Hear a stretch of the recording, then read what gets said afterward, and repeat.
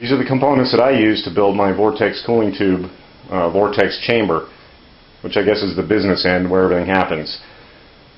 What I'm using is 1-inch PVC tubing.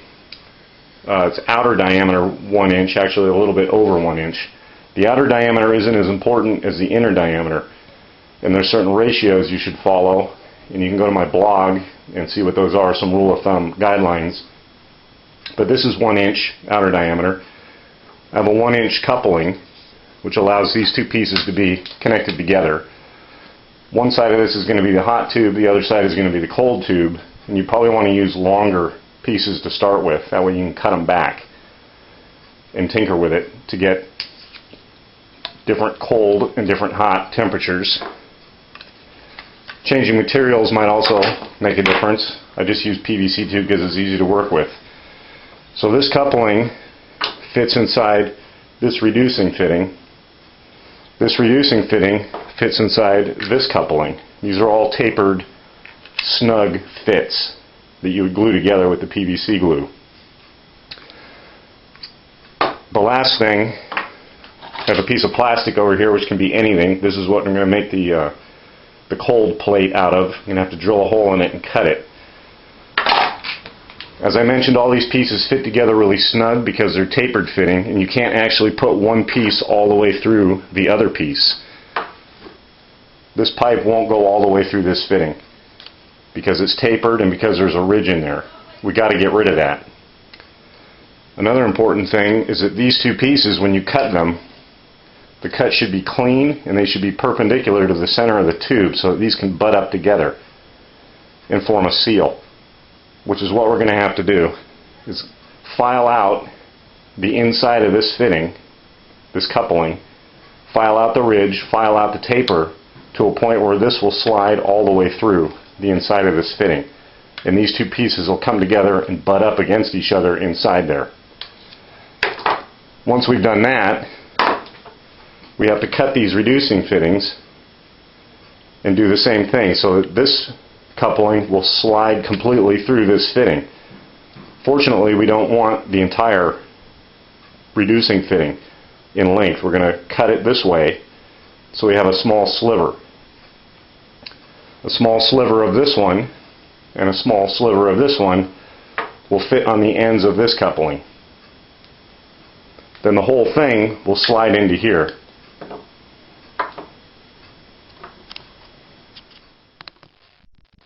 Okay, so the first thing you want to do is take the coupling for the 1-inch PVC pipe or whatever size you're using. This is the coupling that this fits into.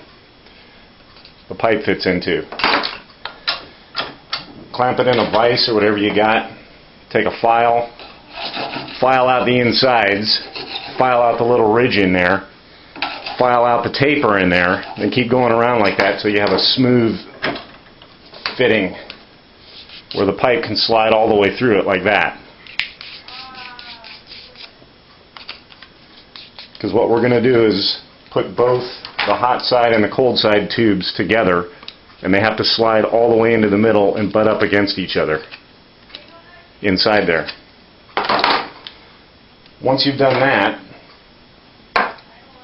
take one of the reducing fittings that this coupling fits into,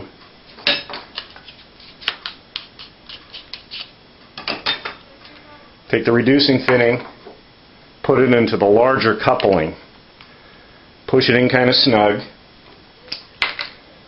and get a pen and mark with a line around where it fits. Then take it apart. So now you got the reducing coupling with a line drawn on there.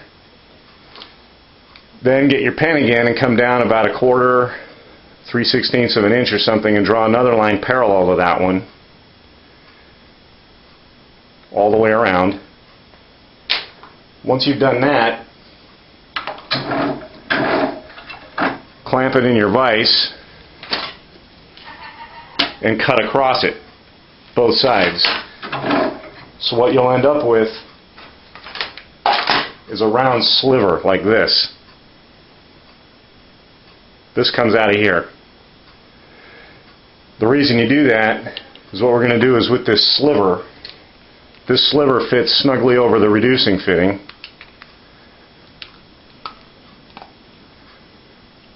Like that. This reducing fitting accepts the pipe, of course.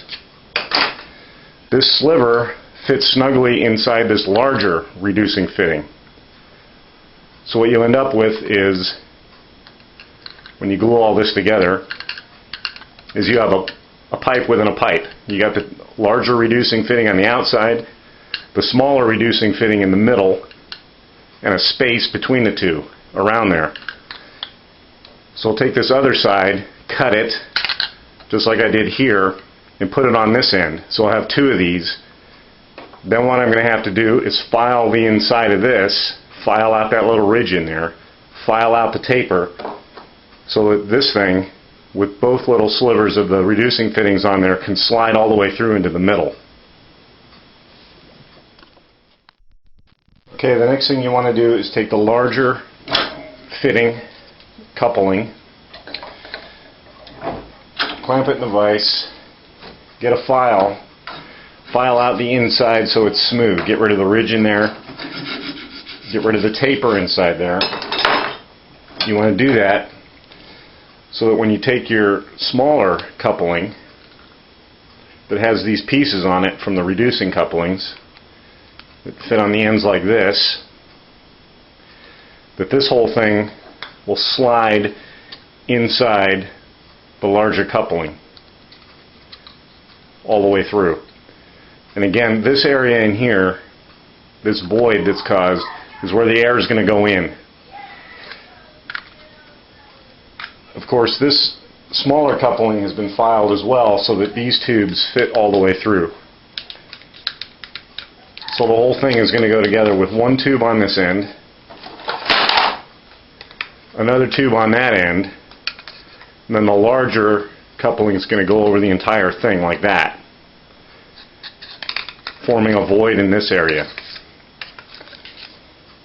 Obviously none of this has been glued together yet.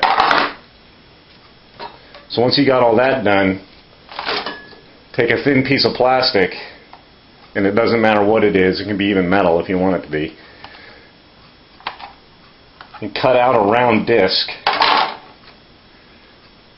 like this that you can barely see here, and put a hole in it. The diameter of the hole is proportional to the inner diameter of this tubing that you're using, whatever size it is. You can go to my blog, and there's a chart in there, a rule of thumb kind of thing, that shows you what these ratios should be. The ratio of this hole in this plate to the inner diameter of this tube. This plate should be cut, the outer diameter of this plate, so that it's smaller than the tube that you're using for your hot and your cold tubes. Because what's going to happen is, this plate sits on the end of this tube, this gets shoved into this coupling, so the plate's sitting flat inside there, and then the other tube is going to come in from the other side and butt up against it, capturing that plate right in the middle. You can glue the whole thing together. Before you do that, what I do is put some glue on there, glue in one tube only, about halfway into the middle. Once you've done that, get some kind of measuring device like a pair of calipers and measure how far the end of that tube is inside there. Then come to the outside and put a mark so you know from the outside right where that tube ends. Then what you want to do is measure the thickness of this plate, because the plate's going to sit on top of that. Put another mark that's to one side of the plate. You don't want to be right in the middle of the plate. You want to know where the edge of the plate is on that side. You can verify it by measuring again. But glue this tube in first so it doesn't move after you've made these marks. Because what we're going to do is drill holes into this coupling around here. And you want those holes to be on one side of the plate. Not through the center of the plate, but on the one side of the plate.